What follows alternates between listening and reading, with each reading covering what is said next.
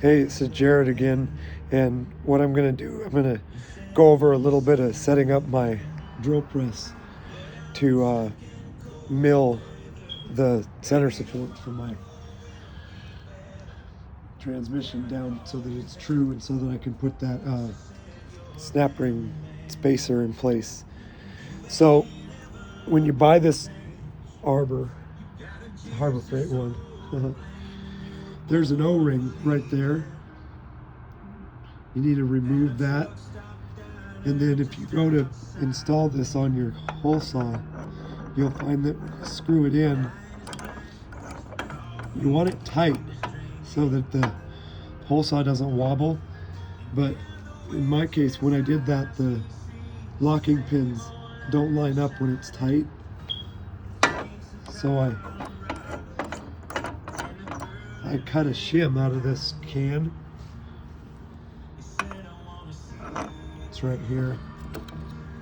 You'll want to put this on there, because then when you screw it down tight, the locking pins will line up and you'll be able to keep that hole saw from wobbling around. See, now with that shim in place and the arbor tightened into the hole saw, the locking pins line up just like that. It's really important that the table on your drill press be level. A lot of people don't check it, but there's a bolt on a lot of these that you can loosen up down there, and you loosen it up and you tilt the table till it's level. That's really important, otherwise your cuts will not be flat. So make sure you check that. Make sure you chuck this guy up real tight, because you just don't want any movement. We're talking, thousandths of an inch. These Harbor Freight hole saws, they have carbide teeth, but they're kind of crude. They're not finished that well. So I would recommend taking a file and dressing the teeth.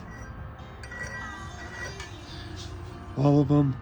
It's carbide, so it's real hard. So you're not gonna do a lot with this kind of file, but you just want to get any of the burrs or non-smooth surfaces off of the teeth. Do that to all three of the teeth to make sure they're as sharp and clean as possible. Presses more adjustable speeds. You need to not run the lowest speed, which would be that small pulley and the bigger pulley here, because when they're slow, they can more likely to dig into your work and grab it and make it hard to feed smoothly. So I run the next speed up. I don't know the exact RPM. And then of course, now we're to the test run part, where we're going to try to see if we get the right dimension out of this thing. You want to grab a test piece. This is a good test piece. Make sure that it's going to do what you want it to do.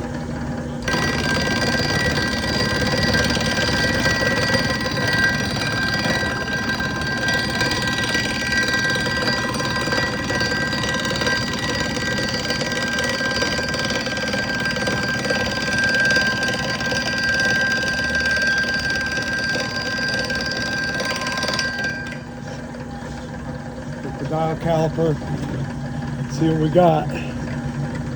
We're looking for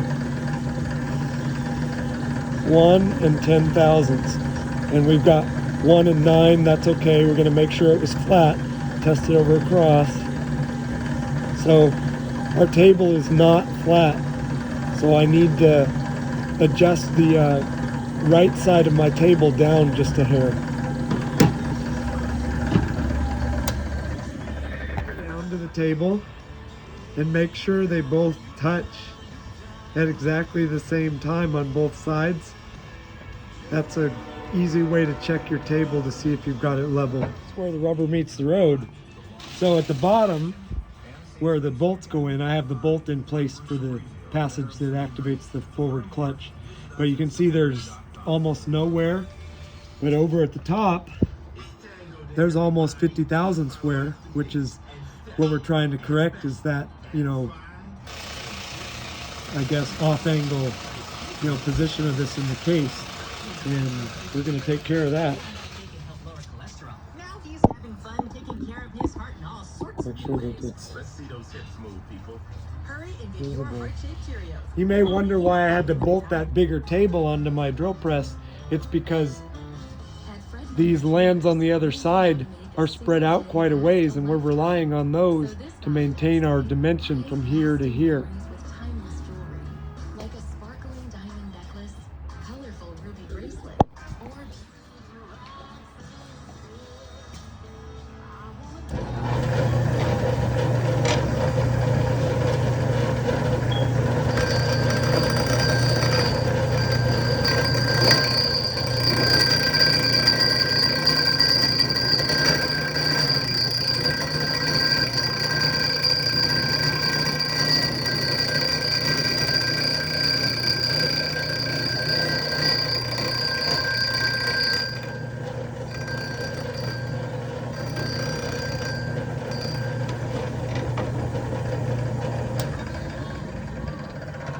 Okay, let me show you what we got.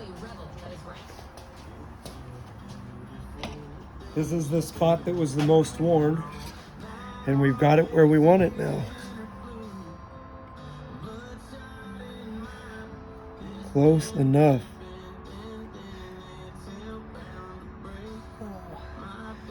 Yep, we're there. So I just need to do the rest of it like that and we'll be golden. Yep, we're all clearance for it now. Good to go. Just lays on there nice and flat.